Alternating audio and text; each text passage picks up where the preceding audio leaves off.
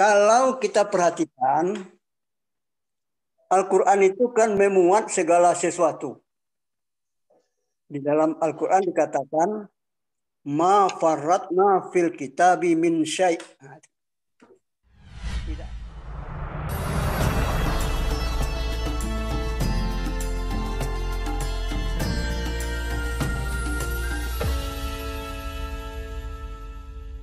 Waktu diserahkan kembali sepenuhnya kepada Bapak Profesor Dr. Haji Rusdi AM LC MAG. Silakan Pak Prof. Silakan Pak Prof. Baik. Terima kasih Pak Dr. Zulhadi. Ustaz Nasir, ini kan sudah ada apanya screenshotnya kan? Sudah Pak. Nah, screenshot awal, tengah dan akhir itu syai'un wajibun itu ya, sesuatu yang wajib ya. Baik, Nah, ini akan dihapuskan ke pasca. Baik, seperti tadi disampaikan oleh Dr. Zulhadi, bahwa secara formal nanti minggu besok ya, atau Jumat besok, tapi dalam pengumuman tadi kuliahnya diundur sampai tanggal 7 ya Pak Zulhadi. Diundur. Apa dari WR1 misalnya, kalau tidak salah. Kita tetap juga lah ya langsung, kenapa? Kan apa-apa kita tercepat dari jadwal itu apa itu ya. Tidak apa-apa. Tidak apa-apa Pak. Tidak apa-apa. Mulai aja lah langsung Pak, langsung aja lanjut aja lah Pak. Oke lah ya. Baik. Nah, kalau kita perhatikan, Al-Quran itu kan memuat segala sesuatu. Di dalam Al-Quran dikatakan, ma farratna fil kitabi min syai'. Tidak ada satupun yang kami alpakan dalam Al-Quran. Nah, berarti Al-Quran itu memuat segala sesuatu. Walaupun terjadi di situ perbedaan pendapat. Namun jumhur itu mengatakan bahwa segala sesuatu sebenarnya ada di dalam Al-Quran.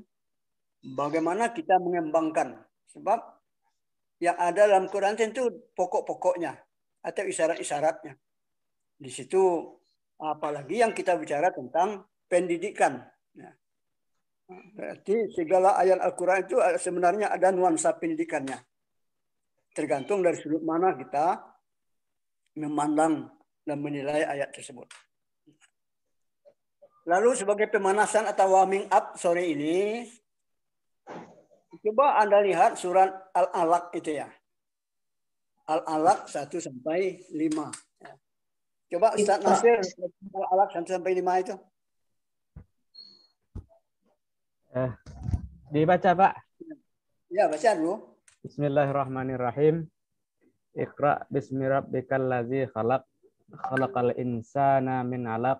Iqra wa rabbukal akram allazi 'allama bil qalam 'allamal insana ma lam ya'lam. Sadaqallahul azim. Sadaqallahul azim. Ini kan 5 ayat pertama yang turun kepada Nabi. Ketika Nabi mengadakan khalwat ya, atau bersemedi kita orang sekarang di Gua Hira. Ya. Turunlah ayat pertama ini, 5 ayat pertama yang diawali dengan perintah. Perintahnya itu adalah perintah membaca. Jadi membaca ini adalah sesuatu, kenapa ayat pertama itu disuruh membaca? Karena memang membaca itu adalah miftahul ulum. Anak kunci daripada ilmu pengetahuan itu membaca. Jadi anak kunci ilmu pengetahuan itu membaca. Di situ tidak disebut objek yang dibaca itu apa. Atau maf'ul bih-nya kan tidak disebut di sana. Iqra bismi rabbikal ladzi khalaq. Tidak disebut iqra'il Quran, tidak disebut. Atau iqra'il kutub, tidak disebut. Nah, oleh sebab itu, kalau kita merujuk misalnya ke apa yang dijelaskan oleh Quraish Shihab misalnya. Quraish Shihab kita tahu seorang mufassir Indonesia kontemporer ya. Dia hidup zaman kita, menafsirkan Al-Quran. Memang analisanya awalnya itu adalah tahlilul lafzi, itu analisa bahasanya. Nah, jadi analisa bahasa ini merupakan pijakan daripada Quraisy Shihab untuk membahas ayat-ayat Al-Quranul Karim. Di sini Iqra tidak disebutkan apa yang harus dibaca. Maf'ul bih-nya tidak disebut di situ. Nah, oleh sebab itu, karena objeknya atau maf'ul bih-nya tidak disebutkan dalam ayat ini, maka Iqra itu bersifat umum. Ya. Iqra itu bersifat umum. Ya. Bagaimana sifat umum daripada Iqra itu? Bahwa Iqra atau perintah membaca, kita diharuskan membaca yang tertulis dan yang tidak tertulis. Itu apanya? Yang tertulis dan yang tidak tertulis. Kalau yang tertulis, misalnya kita lihat sekarang Al-Quran. Ya. Karena memang Al-Quran begitu turun, dia langsung dihafal dan ditulis atau diperintahkan oleh Nabi, para sahabat yang mempunyai kemampuan untuk menuliskannya.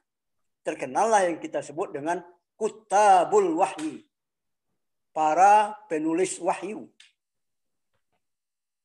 Nah, jadi kalau kita bisa katakan mungkin kutabul wahyi ar-rasmi, para penulis wahyu yang resmi, yang ditunjuk oleh Rasulullah Shallallahu Alaihi Wasallam.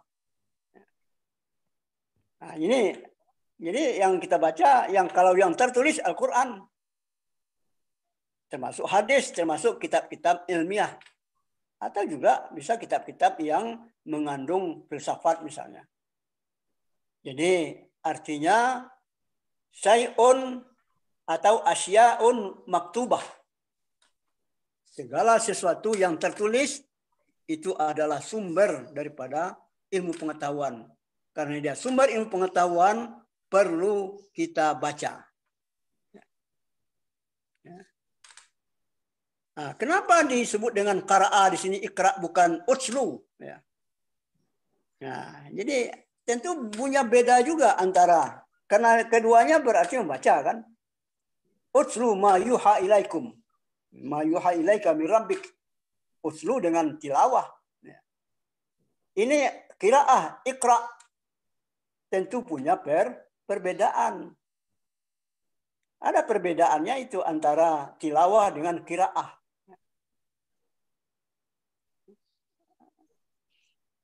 Apa bedanya kira-kira antara qiraah dengan tilawah itu? Nah, jadi kalau tilawah itu membaca khusus yang berhubungan dengan Al-Quran. Sehingga kita kenal sekarang ini dikembangkan musabaqah tilawatil Quran. Musabaqah qiraatil Quran. Tapi kalau yang selain Al-Quran itu tidak dengan bahasa tilawah, tapi adalah qiraah. Misalnya musabaqah qiraatil kutub. Nah, musabaqah qiraatil kutub. Lomba membaca kitab. Ya. Ini juga kan dikembangkan oleh Kementerian Agama. Musabaqah qiraatil kutub ini. Yaitu yang diikuti oleh para adik-adik dan anak-anak kita dari pondok pesantren.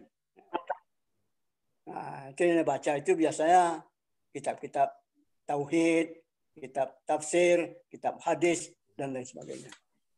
Nah, dan qiraah itu di samping untuk kitab-kitab atau yang tidak bisa juga kepada qiraah kepada Al-Quran. Ya. Tapi yang khusus tilawah itu adalah terminologi yang dipakai untuk ayat-ayat Al-Quran.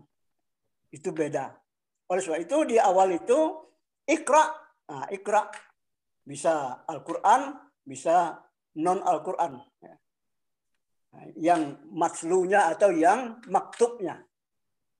Saudara-saudara sekalian, di samping yang tertulis, qiraatul maktub, membaca yang tertulis, kita juga diperintah untuk membaca yang tidak tertulis.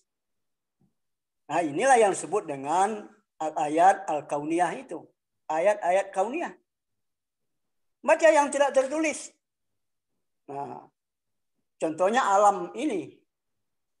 Nah, inna fi khalqis samawati wal ard wa ikhtilafil laili wan nahar la ayatin liulil albab misalnya. Surat Ali Imran ayat 190 itu.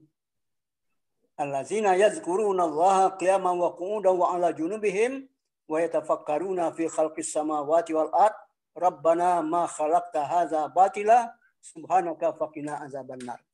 Nah, itu adalah ayat-ayat Al-Qur'an yang berbicara tentang ayat-ayat kauniyah. Ayat-ayat kauniyah itu perlu kita baca. Kenapa terjadi gerhana misalnya? Kenapa terjadi gerhana bulan dan gerhana matahari? Kusuf dan khusuf ya. Kusuf untuk gerhana matahari, khusuf untuk gerhana bulan. Kenapa terjadi banjir misalnya? Kenapa terjadi tanah longsor misalnya? Itu adalah tanda-tanda yang dapat kita baca. Ya, tanda-tanda yang dapat kita baca untuk kita ambil iktibar di situ. Nah, inilah la ayatil liulil albab itu. Sungguh merupakan tanda-tanda kebesaran kekuasaan Allah bagi orang-orang yang dianugerahi oleh Allah Subhanahu wa taala akal pikiran yang cerdas, akal pikiran yang jernih dan jenius. Siapa orangnya? Ini yang tadi. Allazi, orang yang mengkombinasikan antara pikir dan zikirnya itu. Allazina yatafakkaruna fi khalqis samawati wal ard. Kemudian allazina yazkuruna Allaha qiyaman wa qu'udan wa 'ala junubihim dulu. Ya. Ulul albab itu allazina yazkuruna Allaha qiyaman wa qu'udan wa 'ala junubihim. Ya, itu ingat kepada Allah dalam berbagai situasi dan kondisi. Baik ketika berdiri, ketika duduk, bahkan juga ketika berbaring. Nah, ini sejalan juga dengan salat kita boleh berdiri ketika kita mampu, boleh duduk ketika kita tidak mampu, bahkan berbaring ketika dalam kelemahan dan sebagainya. Jadi allazina yazkuruna Allaha qiyaman wa qu'udan wa 'ala junubihim wa yatafakkaruna fi khalqis samawati wal ard. Dan mereka juga turut berandil memikirkan penciptaan langit dan bumi sehingga lahir nanti suatu konklusi, suatu kesimpulan, Rabbana ma khalaqta hadza batila. Rabbana ma khalaqta hadza batila subhanaka faqina azabannar. Ya Tuhan kami, Engkau tidak sia-sia menciptakan ini semua. Jadi apa yang diciptakan oleh Allah Subhanahu wa taala tidak ada yang sia-sia. Artinya semuanya bisa bermanfaat. Nah, mungkin juga termasuk corona, pandemi corona pada ini itu Rabbana ma khalaqta hadza batila. Karena juga di samping mudaratnya juga ada hal positifnya, bagaimana kita akidah kita bertambah kuat misalnya. Bahwa memang kita ini makhluk yang lemah. Makhluk yang kecil saja yang tidak bisa dilihat, itu tidak bisa kita antisipasi atau sulit kita menghadapinya. Jadi ini semuanya ada manfaatnya. Cuma bagaimana kita melihat manfaatnya itu lagi. Jadi Rabbana ma khalaqta hadza batila subhanaka faqina azabannar. Maksudnya Engkau ya Allah, oleh sebab itu peliharalah kami dari azab neraka. Nah, ini baru pada Iqra belum lagi Iqra bismi rabbikal ladzi khalaq khalaqal insana min 'alaq iqra wa rabbukal akram allazi 'allama bil qalam 'allamal insana ma lam ya'lam. Cukup banyak hal-hal yang dapat kita eksplorasi dari ayat-ayat 5 ayat pertama yang turun kepada Nabi besar kita Muhammad sallallahu alaihi wasallam. Barangkali sebagai warming up ya, saya cukupkan demikian. Silakan Pak Zulhadi kalau mau menambahkan. Tafadhal.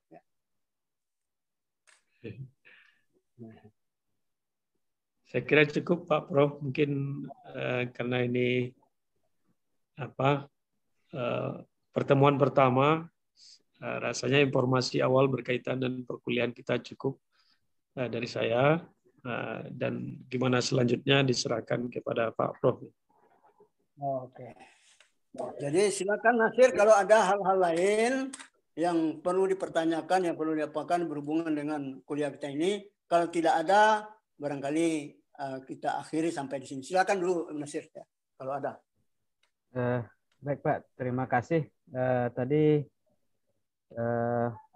Prof sudah menjelaskan apa namanya, sudah mengarahkan kita kemana orientasi perkuliahan kita, kemudian juga sudah dipandu bagaimana cara belajar dan apa topiknya oleh Pak Dr. Zulherdi.